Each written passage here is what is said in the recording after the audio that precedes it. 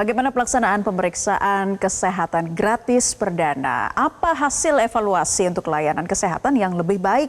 Untuk membahasnya, kami telah terhubung dengan Dede Prayudi, tenaga ahli utama PCO. Mas Dede, selamat sore. Selamat sore Mbak Naila, apa kabar? Kabar baik, semoga kabar baik untuk kita semua dan juga seluruh masyarakat Indonesia tentunya yang berulang tahun mendapatkan kado terindah dari pemerintah ya.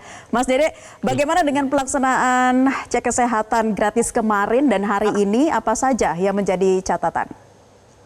Ya, pertama-tama kita patut bersyukur ya bahwa negara pada akhirnya secara masif itu bukan hanya memberikan layanan kesehatan gratis buat yang sakit melalui BPJS misalnya, tapi juga kemudian memproteksi mereka-mereka yang masih sehat.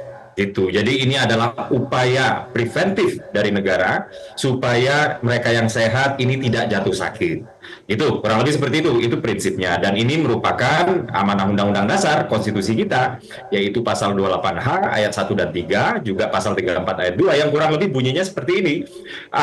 Setiap warga negara Indonesia memiliki dua hak terkait dengan kesehatan, yaitu yang pertama, mereka berhak untuk sehat, lalu yang kedua, mereka berhak untuk mendapatkan layanan kesehatan. Nah, berbicara yang kedua ini, misalnya yang sakit berhak untuk mendapatkan layanan kesehatan. Oke. Nah, yang sehat ini, hak untuk sehat ini kan mesti dilindungi kesehatannya, yaitu dengan periksa kesehatan. Dan pasal 34 ayat 2 inilah yang kemudian mewajibkan pemerintah kalau memang tidak memenuhi hak tersebut, setidak-tidaknya mengorganisir pemenuhan hak tersebut. Dan inilah yang sedang dilakukan oleh Presiden Prabowo.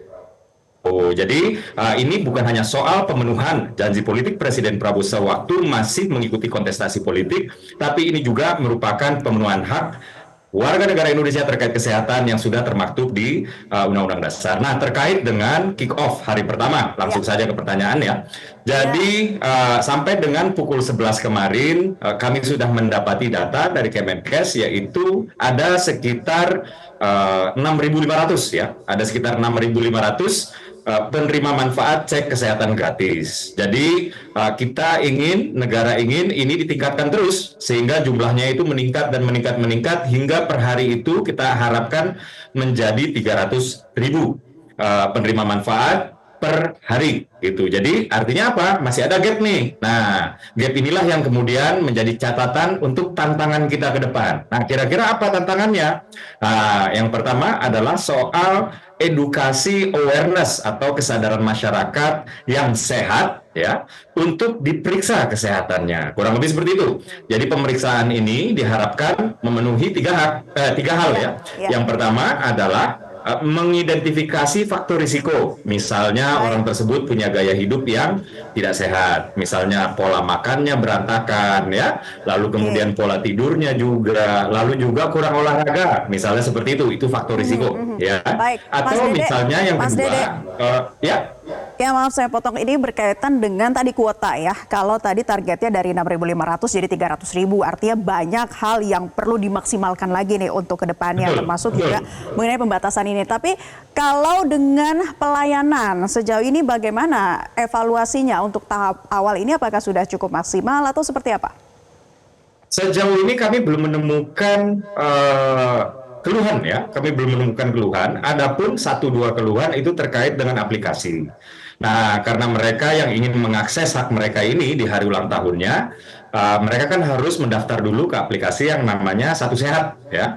Ini ada 2 nih jenis tipe keluhannya, tipologinya. Yang pertama ya, pernah pagi-pagi di hari pertama itu error. Gitu. Jadi ini adalah koreksi lah gitu ya, atau bahan introspeksi bagi pemerintah untuk terus memantapkan ya infrastruktur digitalnya. Lalu yang kedua, ketika infrastruktur digitalnya itu sudah bagus, tidak ada error gitu ya, ternyata ada juga masyarakat yang dalam tanda kutip tidak terlalu digital savvy. Artinya pernah ya, kemarin saya meninjau langsung ya di Puskesmas Kebayoran Baru. Jadi ada seorang nenek namanya Nenek Siti ya, usianya 66 tahun, baru ulang tahun.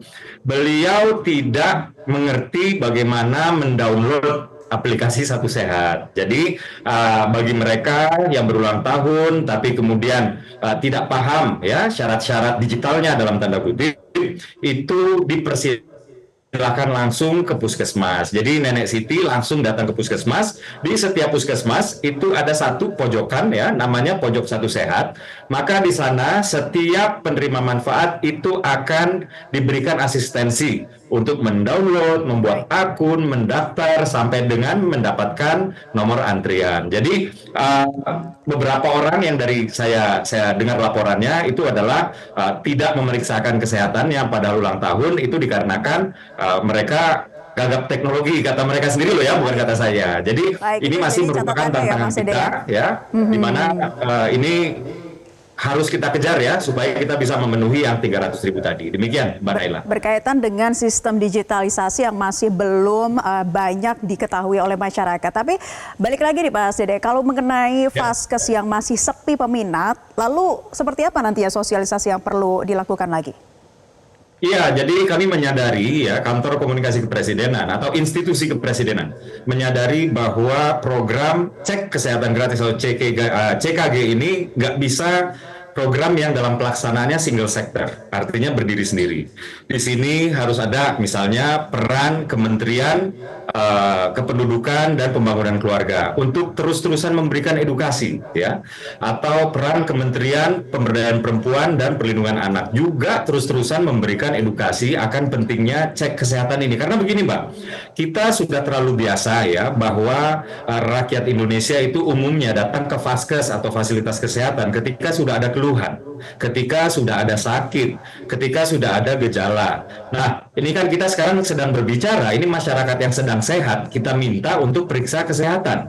Nah, tentu saja ini melahirkan dimensi permasalahan yang baru, ya, karena ini adalah soal new awareness atau kesadaran baru, yang dimana kesadaran barunya ini kami harap melahirkan new habit atau kebiasaan baru. Nah, ini dia edukasi-edukasi secara masif yang dilakukan oleh kementerian-kementerian di luar Kemenkes sendiri sebagai leading sector ini sangat diperlukan. Jadi itulah dia evaluasi dari kami, Mbak Naila. Terima kasih Mas Dede Prayudi, tenaga ahli utama PCO sudah bergabung bersama kami di kesempatan Prioritas Indonesia. Tentunya kita harapkan semoga kesadaran masyarakat akan semakin baik ya dengan adanya cek kesehatan gratis ini. Terima kasih Mas Dede. Jelajahi cara baru mendapatkan informasi. Download Metro TV Extend sekarang.